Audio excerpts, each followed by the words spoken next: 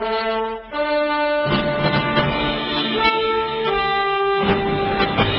back to Shattering Myths. We're having a discussion with IQ al-Rasuli on what caused 9/11, who was behind suicide bombings, why they did it, is there a way to stop them from perpetrating more events that maim and mutilate innocent civilians. Because there is just one doctrine that is responsible for 99% of terrorist attacks today. It's the same one that perpetrated 9/11. So, IQ, based upon what you've said, both in word and deed, Islam was transformed from an ongoing argument of my God's going to torture you in hell for you saying things about me that I don't like, to when he arrives in Yathrib, today's Medina, the rhetoric becomes essentially a call to arms. It is a declaration of war on all humankind, and all of the acts of war, including plunder, are made lawful to the Muslims. Is that a reasonable summary of... Yes, but it's not only including plunder. Slavery, ransoming, right, torturing, and, what do you call it? Destroying the bodies of, mutilating the bodies of the dead. No, yes. It was total war against people in every facet. Every diabolical facet. Muhammad mutilated bodies. Muhammad was engaged in kidnapping. Muhammad was engaged in torture. Muhammad was engaged in enslaving people. He was engaged in gang rape. All of these kinds of things. And based upon the basis of Islam, which the Quran says that Muhammad is the example to follow and Sharia law is based upon Muhammad's example, then all of these horrid behaviors became Islamic law. Correct. You know, with all due respect to anybody listening who's American, the fault is not with the Muslims. Boko Haram, the leader of Boko Haram, Abu Bakr, in public he says, I am following Muhammad. I am following the Quran. The people who killed the young man in England, a soldier, unarmed, they butchered him. They were quoting from the Quran. They were saying this is our religion, this is our belief, and our leaders say, no, they're not representing the truth. But they are representing the truth. Well, they're representing... I have been doing this for 10 years, representing the truth. Yeah. What they are saying is exactly what Islam is. When Islam moved to Yathrib, today's Medina, it became nothing other than a declaration of war on all humankind, and Muhammad created this mechanism to reward his jihadists with plunder, with rape, and with whatever bloodthirst, bloodlust the people had. It was the most repulsive acts that humans have ever perpetrated on one another, and they became the living embodiment of the religion. Correct. And they are declaring, we are only following our religious beliefs. And yet the Western leaders, in our academia, in the clergy, and in politics, they say, no. They're not doing it. But who are we? No, not we. Who are they, those people who are saying, not doing it? Telling the perpetrators who are claiming, they are declaring it. We are doing it according to our religion. As a matter of fact, in the Quran, in the Medina verses, it actually declares in the 9th surah, the second to last handed down, that a Muslim who is not a jihadist, a Muslim who is not engaged in fighting for Allah's cause, ceases to be a Muslim. They become a hypocrite, and Muslims are told to go kill them. Absolutely. Apostate of Islam. Right. If one is not a jihadi Muslim, he is not a Muslim. That is why you cannot talk about moderate Muslims or peaceful Muslims. They don't exist. It is impossible. It's only in the imagination, the warped imagination of our leaders. Yeah, the fact is the Quran defines good and bad Muslim. And it says that you're a good Muslim if you fight and kill for Allah, and you cease to be a Muslim if you do not fight and kill for Allah, which means it's impossible to be a peaceful, moderate Muslim. It's impossible, according to the Quran. The Quran is the only source of information that's considered credible to a Muslim, according to the Quran, according to their wannabe God Allah. you cannot be a peaceful Muslim. You become a hypocrite. Yada, Yes. all the conversations you and I ever had, all the lectures we ever gave, we should blame not the Muslims. We should blame our leaders and only our leaders. The Muslims are telling the truth. The Muslims are not lying. They are saying this is our religion. We have to have jihad against all human beings until all human beings become part and parcel of Ummah Islam. It's not a hidden agenda. So you're inferring here what I have said for a long time, that there is a way to stop them, rather than our leaders lying on their behalf and excusing the religion. All we need to do is to tell the truth about the religion, do what we did here, and explain how Islam came to be, how vicious it is, how foolish it is, how incompatible with civilization it is, and to expose and condemn the religion. Correct. That's what we need to do. It's simple. It's not complicated. Nothing about Islam is complicated. Nothing. You could win, since Islam was created with words. You could destroy it with words, but you can never destroy it with bullets and bombs. Correct. Absolutely correct. That's why in fact, Americans used them in Afghanistan, in Pakistan, in Iraq, in Libya, wherever America went to destroy Islam or to suppress Islam or to suppress, they can't. It's impossible. In fact, Islam was conceived to thrive in the midst of war. So if you bring war to Muslims, that's when it thrives. Absolutely. That's when it grows. Right. Al-Mawt fi Sabilillah means there will be shuhada, means they are martyrs, and then end up with the 72 virgins in Muhammad's whorehouse version of paradise.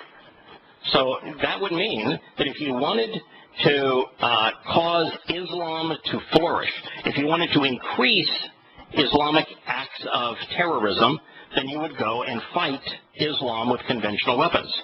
And if you wanted to cause Islam to flounder and to no longer perpetrate acts of terrorism, you would engage only with words. Correct. Again, by the way, if you want me to continue with you for the next 10, 15 minutes, I can do so. Yeah. Okay. Wonderful. In this regard, is it not true that in an Islamic country, words that we are speaking now are outlawed, but weapons are not? Of course, they are outlawed. Because it's contrary to what they try to persuade other human beings. It's called taqiyya, Islamic subterfuge. Sanctioned Islamic subterfuge. Taqiyya. They lie to you. They lie to us. So in our countries, their religion commands them to deceive infidels, to make infidels ease your prey. But in their countries, you can't tell the truth about Muhammad. If this conversation we were having, even though it's 100% accurate, 100% confirmed in the Quran and Hadith, we would be killed for having this conversation in any Islamic country. Slaughtered, not killed, slaughtered. By the way, Bukhari Hadith 5780. We must deal with our enemies with smiles on our faces and curses in our hearts. This is Hadith. Yes. And there's only one. Thousands of them are the same.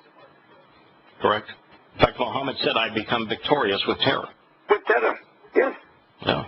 Now, nothing is hidden. This is the fantastic thing about Islam. It is all there. All the rot is there. All the sickness is there. All the disease is there. It's a curse upon humanity. When the 19 Muslims that were suicide bombers, which is Islam's signature act today, flew those planes into our buildings and killed 3,000 people that day, did they not confess to the crime, screaming Allahu Akbar? Absolutely. The minute they scream Allahu Akbar, it is the confession before death. Absolutely. Why don't you tell us the first time that Allahu Akbar was shouted in Islam? When they were attacking the Khaybar, Jewish agricultural community. They were shouting Jewish farming community. Yes. All right, and this Jewish farming community, when they first shouted Allahu Akbar, the Jewish community, did it have a military? None. In fact, they were caught with their pants down. They had their spades in one hand and baskets in another. They had no arms. Right.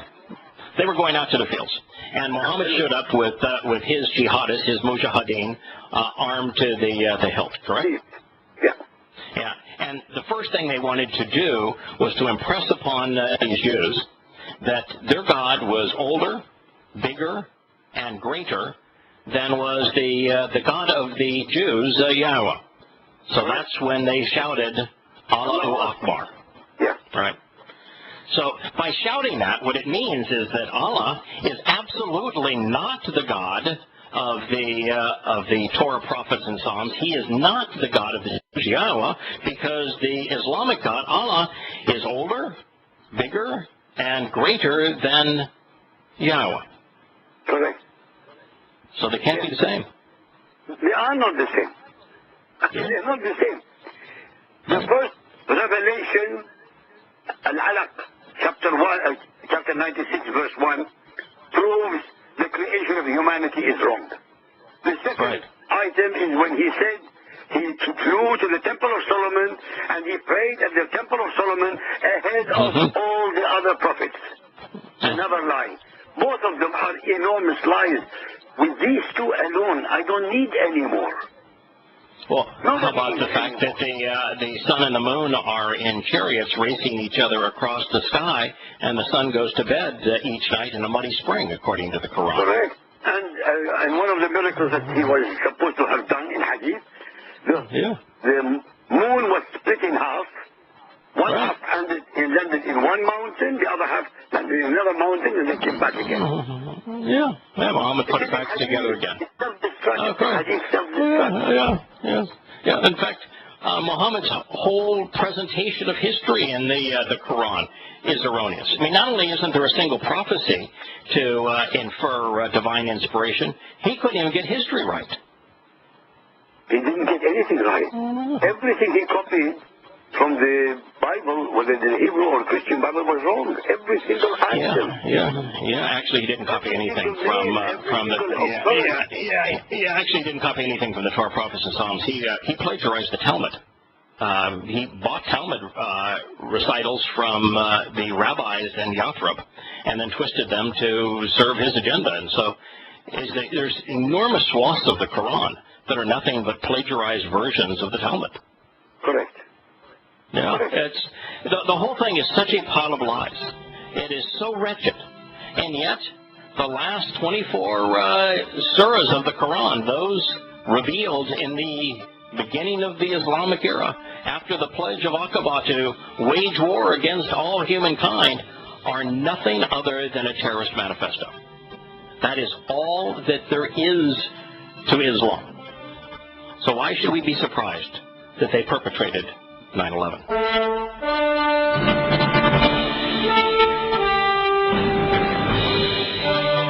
Welcome back to Shattering Myths. We're having a discussion with IQ al-Rasuli, the world's foremost expert on Islam. IQ, when you do what you have done, and you take the time to explain the basis of Islam, it would seem that any informed, rational individual, any moral individual, would oppose the religion because of the terrorism it continues to inspire. But why is the world just so timid about not holding a religion accountable for the most heinous behavior in human history? Denial.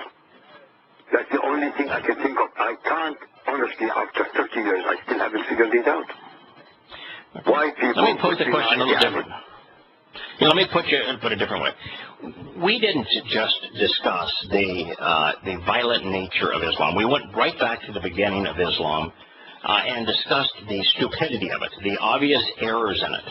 And the reason I wanted you to bring out the idiocy of Islam is my hope is that when people know just how stupid this is, how unreliable it is, how obviously false it is, that rather than feeling badly about exposing and condemning a religion that perpetrates 99.9% of the world's terrorist events, that they would feel good about it, that they know that by exposing and condemning the religion, they're not only thwarting terrorism, but they have the potential to save Muslims from,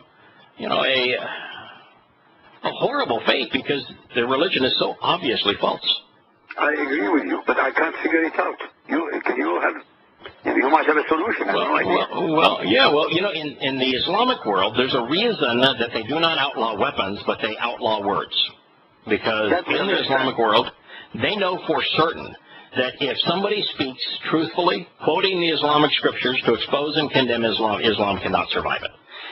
When Muhammad is exposed as a rapist, pedophile, terrorist, mass murder, sadistic man that he actually was, Islam cannot survive that.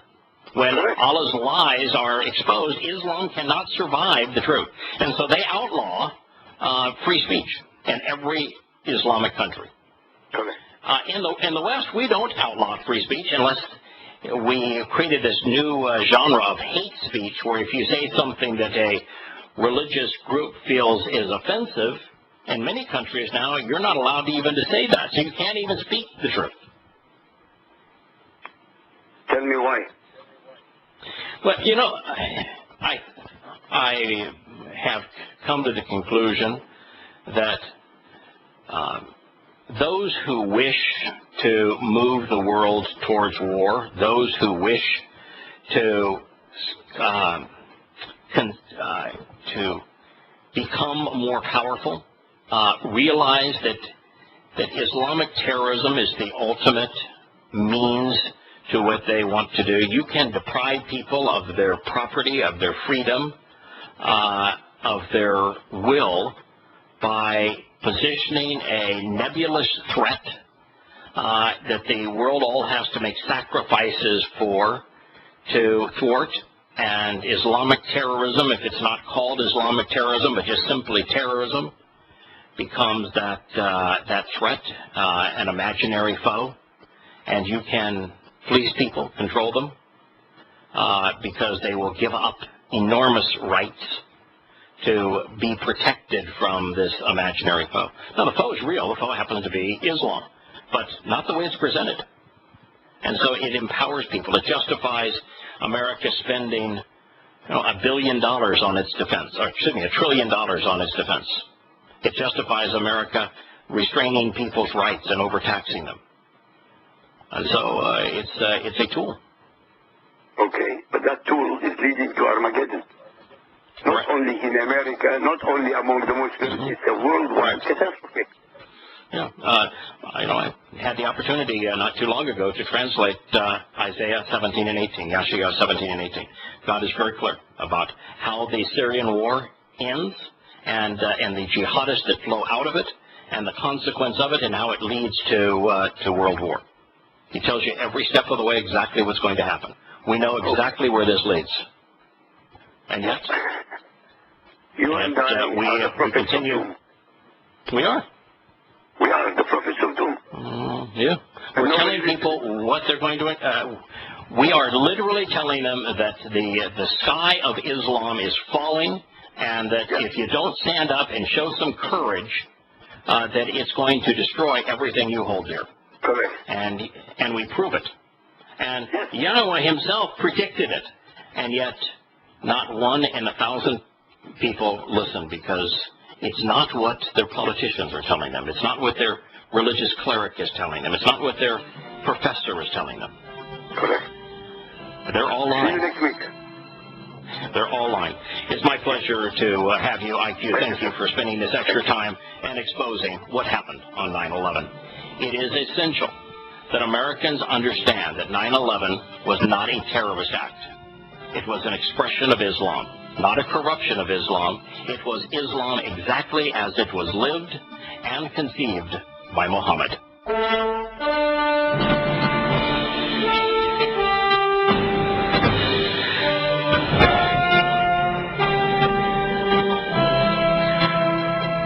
Welcome back to Shattering This. The frustrations you heard in IQ Rasuli's voice towards the end of that segment is heartfelt, it's genuine. And the reason he's concerned is that the evidence is so clear. It's undeniable, and it's ubiquitous. The absolute proof that Muhammad was a ruthless, savage terrorist, first and foremost. he was a slave trader, a kidnapper, a mass murderer, a thief, a rapist, a pedophile, is undeniable. The only sources that date to within 200 years of Muhammad's life and death not only portray him that way, that's the only way they portray him. There are no redeeming qualities. It is so clear that the Quran is just a pile of lies, that it's among the worst books ever written, that there's nothing in it that's true. That it is bewildering that with information this clear, this obvious, this easy to verify, that the vast preponderance of people cling to myths. But it really is no different than the myths of Judaism and Christianity. They're not as easy to prove as untrue, but nonetheless are also false. We have Glenn, who has been with us for a long time, has held on for a long time. I'm sorry to have you for that long a time. I had a mission today. I really wanted to go through the birth of Islam all the way to the consequence of Islam, 9/11, now that that museum in New York is being celebrated. It's my pleasure to have you on, Glenn. Well, thank you. Early on in the first hour with IQ, you were talking about transportation in the region, ships versus caravans and such. Yes. Now, Muhammad had made a halting effort to get his flying airborne courier service going, but since he was illiterate, he had trouble working up a workable invoicing system, and his financials flubbed in the first year. The gauntlet was later taken up by Santa Claus, who had a larger stable of flying mammalian quadrupeds. It was colossal success, and the rest is, as they say, history. Yeah, it's true that Muhammad did say that his flying quadruped was a wild ass. It was a winged wild ass. As a matter of fact, the Dome of the Rock, which is that great pimple on the Temple Mount. The Dome of the Rock is over the hoof print, where Muhammad's winged ass leapt from the Temple Mount to heaven, which tells you that the only way you can get to heaven happens to be from what occurred on the Temple Mount, even by Islam's own admission. But it's the Dome of the Huffy Print, and it was a wild ass. And I can tell you that the tales of flying reindeer and Santa Claus are actually more credible than is the story that Muhammad wove in his Quran. Yeah, it's pretty crazy. But actually, I actually have a thing and I do have to go later in a bit. But I wanted to actually talk about the Ukraine just briefly today. Okay. By the way, did you compile that just all in your head? That is clever. You could make a living doing that. It was before we move on, I want to tell you that I enjoyed that. I enjoyed that immensely. Okay, let's move on to the Ukraine. Okay, very good. I've been watching what's been going on in Ukraine, just waiting to see where Putin's going to go. It's like, I've heard a bit. Yeah. I mean, where's Putin going to go now? Yeah, well, in the past few weeks, I was thinking that if ethnic Russians started dying in Ukraine, at a certain rate, and it would reach a critical mass point, at which point he might actually bring in tactical air support against APCs and tanks and stuff like that. But that did not happen, and the rate at which people are dying isn't. Right. And if I were him, I would want. I mean, I've already got my big prize, Crimea. I've got the industry. I've got my naval bases. I've got the most productive area. I've got to answer to the sentiments of the ethnic Russians. There is one additional prize. There's one additional prize. And he's not going to get that. He knows he's not going to get that. That's why he said, I'm not going to send any more oil through it unless the Ukraine pays in advance in cash, because they welch on their deals. They're $2 billion in arrears right now. No, there's one prize in the eastern part of the country, and that is there's an oligarch there. In fact, he rose his ugly head yesterday. Yeah, he owns this oligarch has 300,000 employees. He's worth about $11 billion. He has his own private army, and his interests are in his business. And if Putin takes it, or if he is seen as aiding Putin, then no one will buy his products. He sells his products, steel and others, in some 100 countries. You're stealing my thunder, but yeah. Yeah. So that is a really interesting maneuver, particularly because in the Ukraine, he is essentially a mob boss.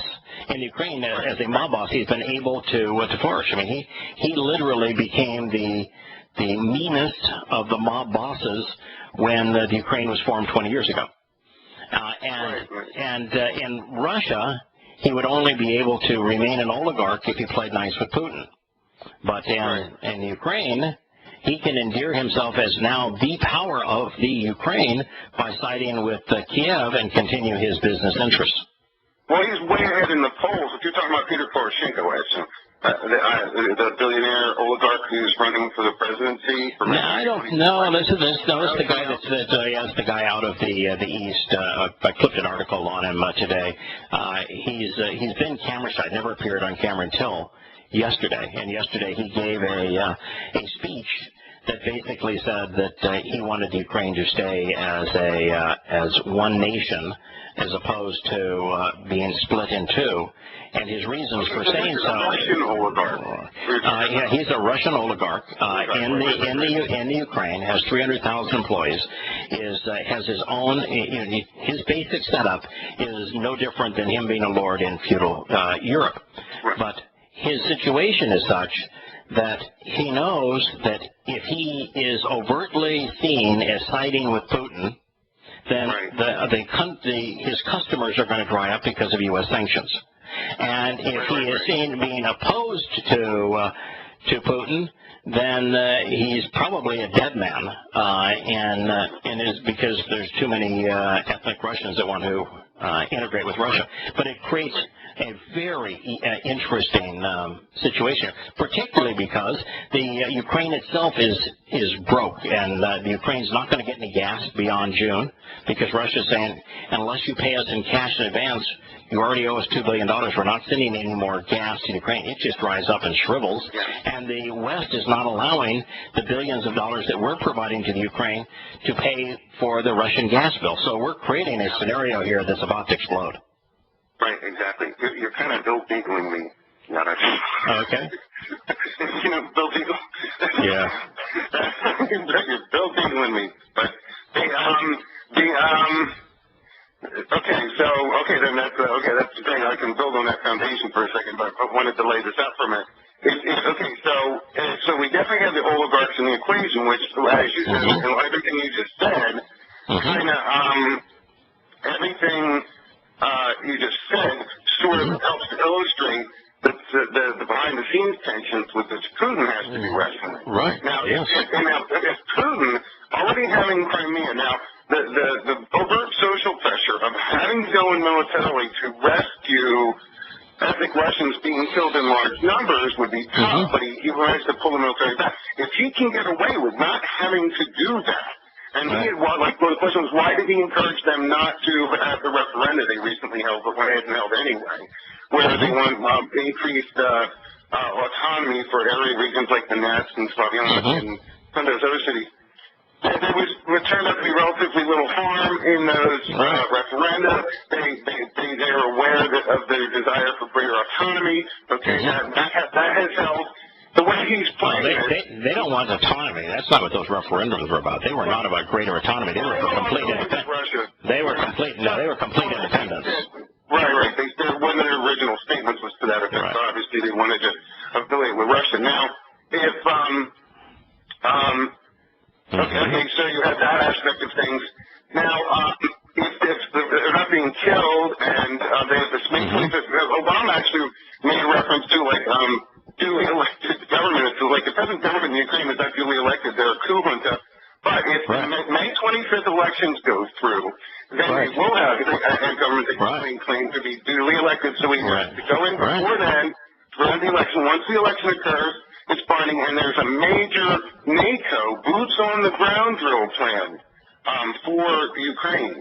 So if they can get the election through, get Pawn in office, and then get the NATO boots on the ground in the country, then all opportunities for Putin to act militarily are completely gone by that time.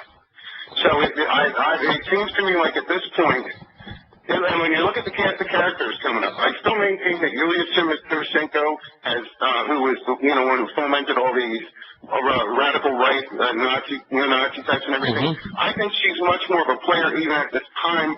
Although Alex Turchinov is president, Arseny Yatsenko is the prime minister. I think some of these people will be out in, but it looks like a billionaire oligarch, Peter Poroshenko, is the one who's favored for the president title. Right, and he's a Russian oligarch. It all comes back down to who is going to be responsible for the enormous drain of capital and military might to keep this pretend country afloat. And if the United States continues to play it as it's being played, then the burden to keep Ukraine afloat, which will be about $20 billion a year in monetary support and about $20 billion a year in military support, will be borne by the United States. And it will not succeed. And it will not succeed. It'll just be a burden. And if I'm reading the cards correctly, I don't think Putin wants to invade the eastern part of the country. I don't think he thinks it's worth it. I'm quite convinced that, I don't think he thinks it's worth it. And I think what he has done is now shackled those who have heckled him with a $40 billion annual burden. Yep. And a lot of the trade will still go their way, too.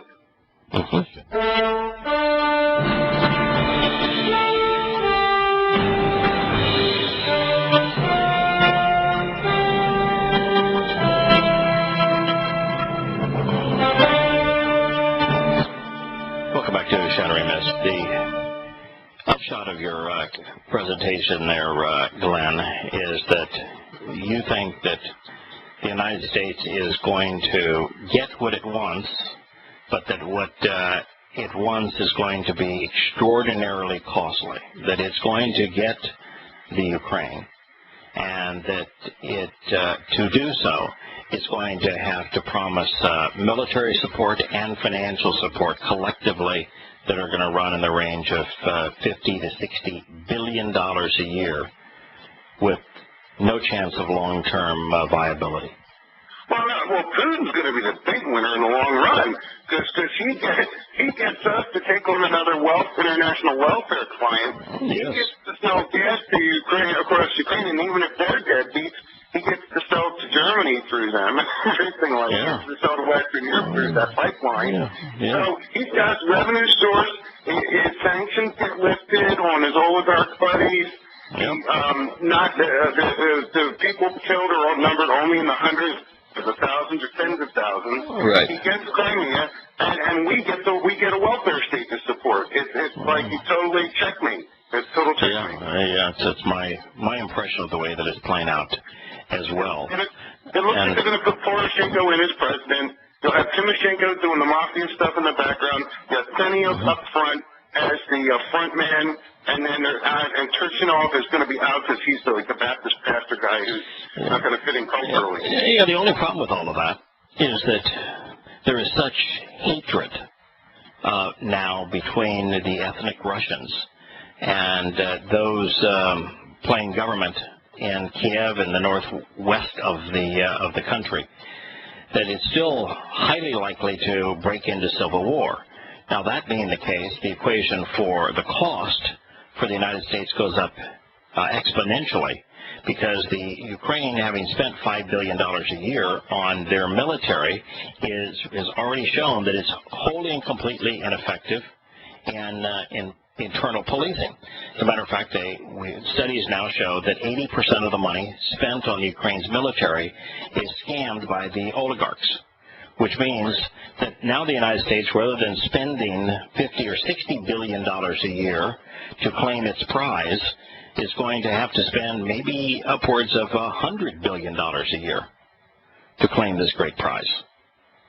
Well, I think it's in the interest of both parties, both Putin and the West, if they can quell, short of doing a Pakistan thing, like I said the other day, where you move to create a line and say, okay, Russians south of this, Ukrainians up here. If you're not going to do that, I'm not sure that these are people who've lived together in peace until this trouble was fomented. I've heard a story told by a woman whose father was killed. They had gotten along with the Ukrainians all along, and then one day after this was fomented, they shot her father out on the porch and that sort of thing. But they had it. But if they can find some way of making peace overtures and providing semblance of prosperity, they might be able to quell this. Not going to happen. Not going to happen. Just not going to happen. The Ukrainians and the Russians are both way too prone to rage. And so it's just not going to happen. So it's going to erupt and continue to be riotous and volatile and deadly. And it's just now that they've become the brat of America. I didn't want them in the first place, but that is really the way this is playing out. And I think that Putin's going to walks away with everything he wants, and just another nail in America's bankrupt coffin. Right. I don't know that the internal strife is a huge problem, because it seems like Putin has resorted to proxy war strategy by providing the rockets that took down those Ukrainian helicopters. The moment the business deals between Russia and other countries began to bite, most every country has capitulated. France capitulated with helicopters that are jointly made with GE for the Russian fleet. So France is out of that deal. Germany backed out of the deal because they do too much business with Russia. Canada just announced today that they're not backing the U.S. boycotts of Russia either. So the attempt to boycott Russia backfired. It didn't work.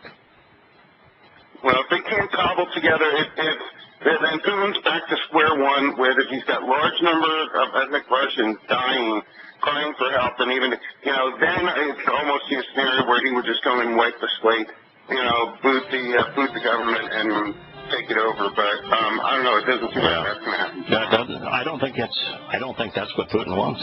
I think the West misread his intentions, and I do think that the West is going to get exactly what it wanted, and that the consequence of that is going to be financially disastrous for America. Sometimes when you get what you want, you find out that you don't want what you get.